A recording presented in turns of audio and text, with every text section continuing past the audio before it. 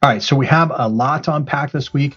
So I want to jump right into it. Let me bring up a video that I saw here this week that talks about forbearance and what's happening in the forbearance world and how that's kind of progressing. So I want to jump right into this video and let's take a look.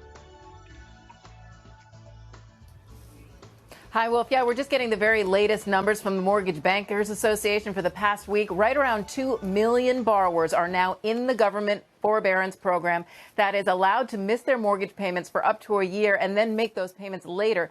The share of servicing portfolios in forbearance went from 2.73% to 3.74% in that past week. Those shares are small, but it's a 37% jump just in 1 week. Break it down by type. Ginnie Mae is seeing the worst of it, going from 4.31% of loans in forbearance to 5.89%. Ginnie, which backs FHA and VA loans, has borrowers with the lowest credit scores and lower down payments. It's a little less than a third of all mortgages. Now, for loans backed by Fannie and Freddie, which is just over half the market, forbearances went from 1.69% of total servicing volume to 2.44%.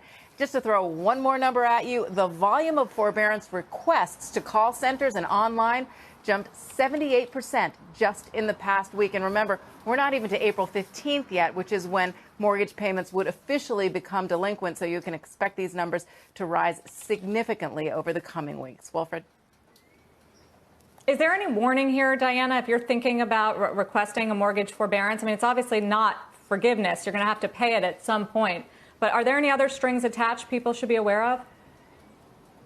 No strings attached at all. In fact, you don't have to have any documentation of any hardship whatsoever. I could call right now and get a mortgage forbearance. That is in the law, in the CARES Act. But again, it's not a free ride. You do have to pay it back either at the end of the loan or in a payment plan over a time. So it's not like they're giving these away or a total holiday. It's just letting you have at least 6 months to up to a year of not having to make those monthly payments.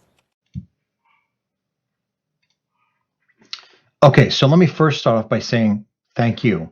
Thank you for saying that it's not a free ride, that there is a consequence that's going to need to be paid. Remember, it may not affect your credit score, but the lenders can always put a note on the trade line saying that this loan was in forbearance, which then will affect you in the future. So just be mindful of that. If you need to take part in the forbearance, absolutely take part of it. If you don't need to, please don't do it. Please don't do it. It's just going to hurt you and hurt everyone else around you. Now, a couple numbers that stuck out to me. $2 million. Or 2 million people. 2 million people in this. I would have thought that number would have been higher, quite honest with you. A lot higher, by the way. But we are still in the beginning stages of this forbearance issue.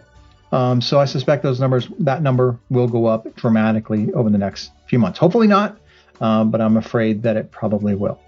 Now, the second thing, 78% increase on inquiries into the forbearance. I suspect that number will go up as well as we progress along, especially if what I'm hearing now, which is some states and some local governments not wanting to open up their districts or their states until mid-May, maybe even the end of May.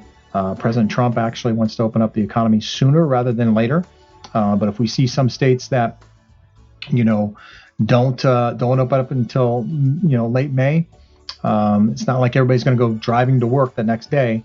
Companies and stuff are still going to have to figure out how to be safe and aware of the public, so it doesn't spread and we get a reoccurrence of it. So it's going to open up in a slow, steady kind of thing.